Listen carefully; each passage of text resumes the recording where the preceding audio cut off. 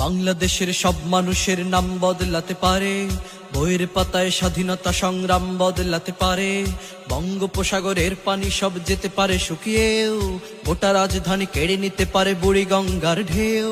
সুন্দরবন কেটে হতে পারে ইটের ভাটার লাকড়ি, শিল্পপতিরা দেউলিয়া হয়ে খুঁজতে পারেন চাকরি।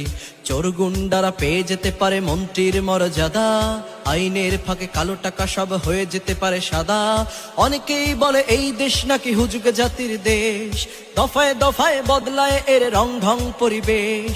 তাই বলে ইসলাম এ দেশে হুজুগে হবে না শেষ, হুজুগে হবে না শেষ।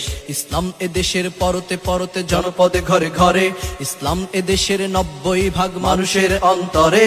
ইসলাম নিয়ে কেউ ছিনিমিনি খেলে এমন সাধ্য নেই, আর কিছু থাক না থাক তবুও ইসলাম থাকবেই। সবকিছু বদলে যাক তবুও ইসলাম থাকবেই, আর কিছু থাক না থাক তবুও ইসলাম থাকবেই। সবকিছু বদলে যাক তবুও ইসলাম থাকবেই।